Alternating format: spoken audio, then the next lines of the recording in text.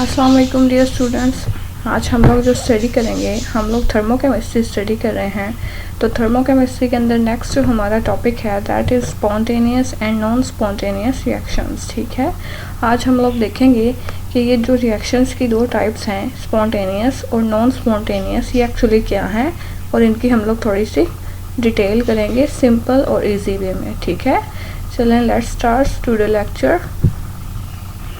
Spontaneous reactions. ठीक है students, spontaneous reaction means, spontaneous जो वर्ड है इस वर्ड का मतलब होता है बाय इट्स ओन, यानी कि खुद ब खुद। ठीक है, तो स्पॉन्टेनियस रिएक्शंस कौन से होंगे? आप कह सकते हैं ऐसे रिएक्शन जो खुद ब खुद प्रोसीड होते हैं या खुद ब खुद शुरू हो जाते हैं और फिर चलते रहते हैं। उन ऐसे रिएक्शंस को क्या कहते हैं? Spontaneous reactions. ठीक है, यानी कि ऐसे रिएक्शंस जो इटसेल्फ प्रोसीड हों, खुद ही चलें, उस वक्त तक चलते रहते हैं जब तक कि बाहर से कोई एक्सटर्नल फोर्स या एनर्जी लगाकर उन्हें स्टॉप ना किया जाए। ठीक है, तो स्पॉन्टेनियस रिएक्शंस कौन से हैं? Reactions which take place by its own without any external help are known as spontaneous reactions. Okay, कि ऐसे रिएक्शन जो बाहर से किसी भी मदद के बगैर खुद ब खुद स्टार्ट हो जाते हैं और फिर प्रोसीड करते हैं, यानी कि चलते रहते हैं, तो ऐसे रिएक्शंस को कहते हैं spontaneous reactions. Next, spontaneous reactions. Okay, movement of A reaction from non equilibrium state toward an equilibrium state. ठीक है, ये इसकी सेकंड, आप कह सकते हैं कि इसकी डेफिनेशन का सेकंड पार्ट है कि ये रिएक्शंस क्या होते हैं कि एक नॉन इक्विलिब्रियम स्टेट से इक्विलिब्रियम स्टेट की तरफ मूव करते हैं। ठीक है, यानी कि रिएक्शन जब कंटिन्यू करता है, खुद ब खुद स्टार्ट होता है, तो ये तब तक स्टार्ट रहता है, फिर ये चलता रहता है जब तक कि ये इक्विलिब्रियम स्टेज पे ना आ जाए। यानी कि इक्विलिब्रियम स्टेज किसे कहते हैं? इक्विलिब्रियम मीन जहाँ पर रिएक्टेंट और प्रोडक्ट की क्वांटिटी इक्वल हो जाती है। ठीक है, फिर जितनी रिएक्टेंट प्रोडक्ट में कन्वर्ट होती हैं उतनी ही प्रोडक्ट जो है वो रिएक्टेंट में कन्वर्ट हो रही होती है। इसको कहते हैं इक्विलिब्रियम स्टेट। नेक्स्ट हम लोग कह सकते हैं this process is unidirectional and it's equilibrium does not disturb until external force is applied. Okay, means कि जब भी रिएक्शन प्रोसीड होता है, हमारे पास इक्विलिब्रियम कंडीशन ऑब्टेन हो जाती है, तो ये रिएक्शन इक्विलिब्रियम में ही रहेगा अगर उसको बाहर से हम लोग कोई फोर्स लगा दें, करंट सप्लाई कर दें या हीट सप्लाई कर दें, टेम्परेचर सप्लाई कर दें, उसके बाद इसकी डायरेक्शन चेंज हो सकती है। ठीक है, अंटिल देन ये एक ही डायरेक्शन में फ्लो करता रहेगा, रिएक्शन चलता रहेगा कि हमारे पास इक्विलिब्रियम ऑब्टेन हो जाए। ठीक है, तो ये क्या है? ये स्पॉन्टेनियस रिएक्शंस हैं, ऐसे रिएक्शन जो खुद ब खुद प्रोसीड होते हैं। ठीक है, इनको कुछ एग्जांपल्स के जरिए से हम लोग एक्सप्लेन करते हैं ताकि आपको और सिंपल और इजी वे में इसकी समझ आ जाए। एग्जाम्पल्स में आप इसका देख सकते हैं water flow from higher to lower level. ठीक है, आप लोग देखते हैं वाटर जो है, अगर आप इसको अपर लेवल से वाटर कहीं फ्लो हो रहा हो तो वो ऑटोमेटिकली खुद ब खुद नीचे आ जाता है। ठीक है, तो जिस तरह से वाटरफॉल्स होते हैं, वाटरफॉल में क्या आता है, वाटर अपर लेवल से ऊंची जगह से खुद ब खुद नीचे आ रहा होता है। ठीक है, तो वो क्या होता है, वो स्पॉन्टेनियस रिएक्शन होता है, यानी कि जो कि खुद ब खुद प्रोसीड कर रहा है। ठीक है, नेक्स्ट आप देख सकते हैं इसमें एक और एग्जांपल कि flow of heat from hot to cold body. ठीक है, ये आप एग्जांपल कैसे देख सकते हैं? लेट्स सपोज आपके पास एक स्पून है, आप उस स्पून को अगर आप वन साइड से हीट करते हैं, ठीक है, स्पून को एक तरफ से हीट करते हैं, तो उसका सेकंड जो दूसरा हिस्सा है वो ऑटोमेटिकली खुद ब खुद हीट अप हो जाएगा। ठीक है, तो ये क्या होता है, यानी कि वहाँ से एक साइड से दूसरी तरफ जो हीट का फ्लो है वो स्पॉन्टेनियस है, यानी कि वो फ्लो खुद ब खुद हो रहा है, आपको कोई काम नहीं करना पड़ा। सिर्फ आप क्या करें, उसको एक साइड से अगर आप उसको हॉट कप में रख देते हैं या फ्लेम पर रख देते हैं या किसी भी हीट वाली जगह पर रखते हैं तो दूसरा साइड खुद ब खुद हीट अप हो जाता है। तो ये क्या है? स्पॉन्टेनियस रिएक्शन है। लेट दिस, इस पिक्चर में आप लोग देख सकते हैं कि हीट फ्लो करती है from hot to cold body. अब ऐसा क्यों है कि हीट हॉट से कोल्ड बॉडी की तरफ ही फ्लो क्यों करती है?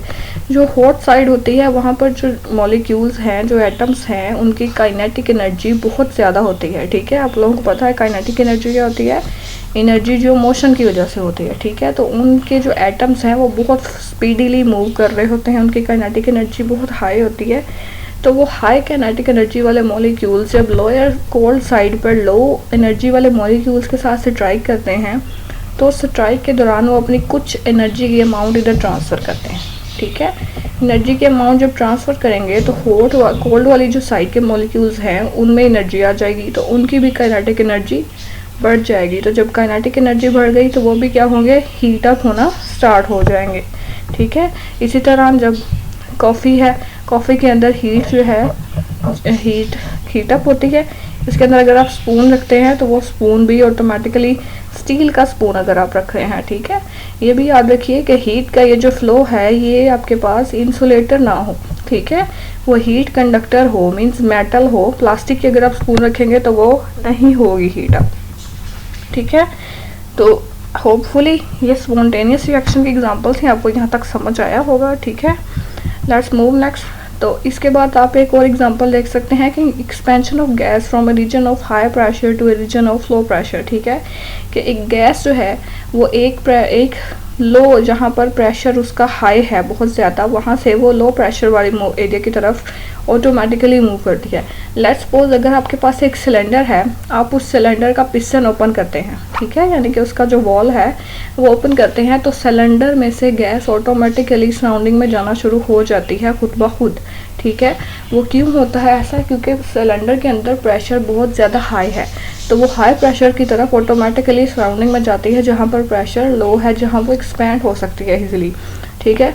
मोस्ट कॉमन आप इसके एग्जांपल ले सकते हैं परफ्यूम की। परफ्यूम को लेट्स सपोज आप अगर रूम के एक साइड पे स्प्रे करते हैं तो आप ये ऑब्जर्व करते हैं कि विद इन फ्यू सेकंड्स, ठीक है, चंद सेकंड्स के अंदर ही वो जो स्मेल है वो पूरे रूम के अंदर स्प्रेड हो जाती है। वो क्या है, वो एक स्पॉन्टेनियस रिएक्शन है गैस के स्प्रेड होने का, गैस के फैलने का एक स्पॉन्टेनियस रिएक्शन है, ठीक है।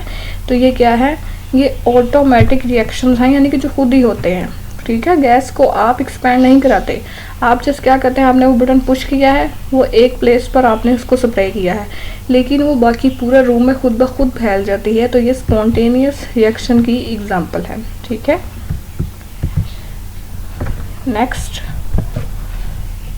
नेक्स्ट अगर आप एक और एग्जांपल देखें, दैट इज़ न्यूट्रलाइजेशन, ठीक है। न्यूट्रलाइजेशन क्या होता है, अगर आप एसिड और बेस को एक ही फ्लास्क के अंदर डालते हैं इक्वल क्वांटिटी के अंदर, तो आपके पास एक न्यूट्रल सॉल्यूशन ऑब्टेन होता है। एसिड क्या है, जिसकी पीएच लोअर देन 6 होती है। बेस क्या है, जिसकी पीएच ग्रेटर देन 6 होती है, ठीक है, 7 से अबव हो वो बेस होती है। तो जब आप इनको इक्वल क्वांटिटी के अंदर डालते हैं तो जो टोटल पीएच है वो 7 हो जाती है, ठीक है, दैट इज़ न्यूट्रल, ठीक है। वो ना तो एसिडिक रहता है ना बेसिक, तो एज अ रिज़ल्ट आपके पास सॉल्ट बनता है और वाटर बनता है। तो ये न्यूट्रलाइजेशन खुद ब खुद हो जाती है, एसिड बेस के साथ ऑटोमेटिकली रिएक्ट कर लेता है जब आप इन दोनों को सेम फ्लास्क के अंदर ऐड करते हैं, ठीक है। नेक्स्ट आप देख सकते हैं कि जब आपके पास कॉपर सल्फेट है, कॉपर सल्फेट आपके पास एक सोल्यूशन है, ठीक है, कॉपर सल्फेट का, उसके अंदर अगर आप एक मेटल है जिंक, उसका पीस डालते हैं तो ऑटोमेटिकली आपके पास एक रिएक्शन स्टार्ट हो जाता है, ठीक है। उस रिएक्शन के स्टार्ट होने की वजह से कॉपर सल्फेट का जो ब्लूइश कलर है वो डिसअपियर हो जाता है। यहाँ पर आप देख सकते हैं ये आपके पास ब्लूइश कलर का एक सोल्यूशन है, ठीक है। इसके अंदर जब आपने ये कॉपर मेटल को डाला है तो क्या हुआ है, रिएक्शन स्टार्ट हुआ है और यहाँ पर ये कलर डिसअपियर हो गया है, ठीक है। अब ये क्या हुआ, क्या है, ये एक रिडॉक्स रिएक्शन है। अब रिडॉक्स रिएक्शंस क्या होते हैं, रिडॉक्स रिएक्शंस ऐसे रिएक्शंस होते हैं जिनके अंदर ऑक्सीडेशन और रिडक्शन हो रही होती है, ठीक है। ऑक्सीडेशन मीन उसका जो चार्ज है वो उसकी प्लस में है तो वो इंक्रीज करता है, +2 से +3 में चला जाता है, ठीक है, 0 से +2 में चला जाता है। और रिडक्शन में क्या होता है, वो +2 से +1 में आ सकता है, 2 से 0 में आ सकता है या माइनस में जा सकता है। लेट्स सपोज हियर कि कॉपर सल्फेट है, यहाँ पर Cu का मैं आपको बता देती हूँ, जनरली इतना ज़्यादा डीप में जाने की ज़रूरत नहीं है, ये फर्दर आप लोग स्टडी कर लेंगे। इधर +2 चार्ज है कॉपर का और जिंक का 0 है, ठीक है। लेकिन जब फर्दर रिएक्शन होकर आपके पास प्रोडक्ट आया है तो जिंक के ऊपर +2 चार्ज हो गया है, 0 से +2, यानी कि जिंक की ऑक्सीडेशन हुई है, और इसी तरह कॉपर +2 से 0 में चला गया है। ये होता है रिडॉक्स रिएक्शन, ठीक है, यानी कि ऐसा रिएक्शन जिसके अंदर ऑक्सीडेशन और रिडक्शन रिएक्शंस हो रहे हैं, ठीक है। ये थे स्पॉन्टेनियस रिएक्शंस, यानी कि ऐसे रिएक्शंस जो खुद ब खुद हो सकते हैं। अब आप खुद अपनी सराउंडिंग्स में देख के बहुत सारी एग्जांपल्स को नोटिस कर सकते हैं जो ऑटोमेटिकली हो रही हों।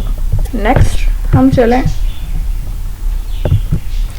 Next burning. अब एक क्वेश्चन अराइज होता है, बुक के अंदर ये बहुत क्लियरली मेंशन है कि बर्निंग ऑफ मीथेन जो है ये आपके पास एक स्पॉन्टेनियस रिएक्शन है। लेकिन अब ये क्वेश्चन अराइज हो सकता है, ठीक है, कि बर्निंग किस तरह से एक स्पॉन्टेनियस रिएक्शन है। यू मस्ट नो कि आपको पता है कि एक चीज़ को जब आप एक प्रॉपर कंडीशंस हों, यानी कि एक कंडीशंस स्पॉन्टेनियस रिएक्शन के लिए क्या कंडीशन हो सकती है कि आपके पास एक कंडीशंस हैं, उन कंडीशंस को फिर डिस्टर्ब नहीं करना है, ठीक है। मीन्स आपने एक कह लो कि एक माहौल बना दिया है, अब उसके अंदर कोई भी एक्सटर्नल फोर्स नहीं लानी है, उसमें कोई चेंजेस नहीं लानी है, तो अगर वो रिएक्शन प्रोसीड करता रहता है तो वो स्पॉन्टेनियस रिएक्शन है। लेकिन अगर आपने कंडीशंस अप्लाई कर दी हैं और वो रिएक्शन जो है थोड़ा सा चला है देन स्टॉप हो गया, that would be non spontaneous reaction, ठीक है। तो बर्निंग इसी तरह क्या है, जब आप कोल को बर्न करते हैं, मीथेन को बर्न करते हैं, गैस को, नेचुरल गैस जो आपके घर आती है, तो वो उस नेचुरल गैस को जब आप एक मरतबा इग्नाइट करते हैं यानी कि स्टार्ट करते हैं तो वो ऑटोमेटिकली फर्दर बर्न होती रहती है। और याद रखिएगा कि जितने भी स्पॉन्टेनियस रिएक्शंस हैं वो सारे के सारे मोस्टली एक्सोथर्मिक होते हैं, यानी कि उनके जो प्रोडक्ट है उसका टेम्परेचर लेस होता है, वो अपना टेम्परेचर सराउंडिंग में रिलीज़ करती है। जिसी तरह मीथेन है, ठीक है, ये खुद बर्न हो रही है, सराउंडिंग का टेम्परेचर इंक्रीज़ हो रहा होता है, ठीक है। इसलिए हमारे पास जो चीज़ें हैं वो कुक हो जाती हैं, बर्न हो जाती हैं इसकी बर्निंग की वजह से, ठीक है, क्योंकि ये हीट सराउंडिंग में इवॉल्व कर रही है। एक बात कि ये तो एक्सोथर्मिक रिएक्शन है, ठीक है। सेकंड है कि increase heat of surrounding, then है स्प्रेड हीट को फैलाती है। So this is spontaneous reaction, ठीक है। ये कि एक मरतबा हमने इसको इग्निट किया है तो ये ऑटोमेटिकली फिर बर्न होती रहती है तब तक जब तक कि हम लोग इसे ऑफ ना कर दें या इसकी सप्लाई को बंद ना कर दें, ठीक है। ये स्पॉन्टेनियस रिएक्शन से। Now let's move towards non spontaneous reactions, ठीक है। अब आपको स्पॉन्टेनियस रिएक्शंस की जब समझ आ गई है तो ऑटोमेटिकली आपको नॉन स्पॉन्टेनियस रिएक्शंस की भी समझ आ गई होगी, ठीक है। नॉन स्पॉन्टेनियस रिएक्शंस क्या होंगे, जो खुद ब खुद प्रोसीड नहीं होते हैं, ठीक है, जिनको चलाने के लिए आपको कोई एक्सटर्नल एनर्जी की ज़रूरत है, तो ऐसे रिएक्शंस को आप नॉन स्पॉन्टेनियस रिएक्शंस कहते हैं। Let's suppose reaction which does not take place by its own but by supplying energy from external source is known as non-spontaneous reactions, ठीक है, जो खुद ब खुद नहीं होते लेकिन उसके लिए हमें कोई एनर्जी का सोर्स देना पड़ता है, तो फिर वो क्या होंगे, वो spontaneous reaction non spontaneous reactions होते हैं। It can be said that these reactions are reverse of spontaneous reaction, ठीक है, मीन्स के स्पॉन्टेनियस रिएक्शन का बिल्कुल उल्ट है ये, ठीक है। वो खुद ब खुद टेक प्लेस होते हैं, ये खुद टेक प्लेस नहीं होते, वो एक्सोथर्मिक होते हैं, ये मोस्टली एंडोथर्मिक होते हैं, ठीक है। Must remember the term mostly, ठीक है, कि ज़्यादातर सारे के सारे नहीं होते, बहुत सारे एंडोथर्मिक रिएक्शंस ऐसे हैं जो कि नॉन स्पॉन्टेनियस नहीं हैं, वो भी स्पॉन्टेनियस होते हैं, ठीक है। वो हम फर्दर उसकी एग्जांपल देखेंगे। नेक्स्ट है most of the endothermic reactions are non spontaneous in nature, ठीक है। बीइंग स्पॉन्टेनियस के अंदर आपके पास एक्सोथर्मिक थे और यहाँ पे एंडोथर्मिक है। एग्जांपल्स में हम देख सकते हैं flow of heat from cold end of metal to the hot end, ठीक है। अब देखें स्पॉन्टेनियस के अंदर हमने देखा था कि अगर एक टी का या किसी भी टी का या हॉट वाटर का कप है, उसके अंदर आप स्पून प्लेस करते हैं तो स्पून की दूसरी जो साइड है ऑटोमेटिकली हीट अप हो सकती है, ठीक है। लेकिन अब ये क्या है कि जो हीट है वो कोल्ड साइड से हीट अप साइड पे कैसे जा सकती है, ठीक है। तो ये प्रोसीजर करवाने के लिए हमें कोई ना कोई मैकेनिकल, केमिकल या कोई ऐसा रिएक्शन या कोई बाहर से फोर्स लगानी पड़ेगी कि वो लोअर एनर्जी वाली साइड से मॉलिक्यूल हायर एनर्जी वाली साइड पर ऑटोमेटिकली जाएं, ठीक है। जबकि आप जानते हैं कि स्पॉन्टेनियसली या खुद ब खुद वो हायर एनर्जी वाले मॉलिक्यूल्स लोअर को अपनी एनर्जी सप्लाई करते हैं, ठीक है। तो इसकी एग्जांपल आप ले सकते हैं रेफ्रिजरेटर जो आपके घर में मौजूद है, ठीक है। उसके अंदर क्या है, आप देखते हैं कि जो रेफ्रिजरेटर है उसका इंटरनल टेम्परेचर लो होता है, वो ठंडी होती है अंदर से, ठीक है। लेकिन फिर भी जो उसके साथ जो सिस्टम अटैच है वो सिस्टम क्या करता है, उसकी जो हीट है उस हीट को सराउंडिंग में स्प्रेड कर रहा होता है मज़ीद, ठीक है। जिसकी वजह से अगर हम कोई गर्म चीज़ भी अंदर रखते हैं तो उस गर्म चीज़ की हीट को वो वहाँ से एक्सट्रैक्ट करता है, वो ऑलरेडी कोल्ड है, ठीक है, उसकी हीट को भी वहाँ से एक्सट्रैक्ट करता है और सराउंडिंग में भेजता रहता है। तो क्या होता है कि वो लोअर टेम्परेचर से हायर टेम्परेचर की तरफ फर्दर हीट रिलीज हो रही है, ठीक है। तो ये एक नॉन स्पॉन्टेनियस रिएक्शन है, इसके लिए हमें एक पूरा सेटअप और पूरा प्रोसीजर देना पड़ता है। जैसे ही आप इलेक्ट्रिसिटी की सप्लाई बंद करेंगे, उसका स्विच ऑफ करेंगे, तो वो प्रोसीजर जो है वो स्टॉप हो जाएगा, ठीक है। नेक्स्ट है हमारे पास flow of electric current from lower potential toward higher potential, ठीक है। करंट भी बेसिकली हायर पोटेंशियल से टुवर्ड लोअर पोटेंशियल मूव करता है, ठीक है। तो इसको रिवर्स डायरेक्शन में फ्लो कराने के लिए भी हमें एक पूरा सेटअप बनाना पड़ता है, ठीक है। तो ये नॉन स्पॉन्टेनियस होगा। देन है transfer of heat from the cold internal of refrigerator, ये आपकी उसी के पास उसी की एक्सप्लेनेशन है, hot to cold to hot end की तरफ, ओके। देन है आपके पास हमने ये रिएक्शन पढ़ा था नाइट्रिक ऑक्साइड फॉर्मेशन का। ये नाइट्रिक ऑक्साइड जब फॉर्म होती है तो इसके लिए हमें एनर्जी की रिक्वायर होती है, ठीक है। आप एनर्जी देंगे तो ये बनेगी, अदरवाइज ये नहीं बनती। तो ये क्या है, नॉन स्पॉन्टेनियस रिएक्शन की एक केमिकल एग्जांपल आप लोग इसको कह सकते हैं, ठीक है।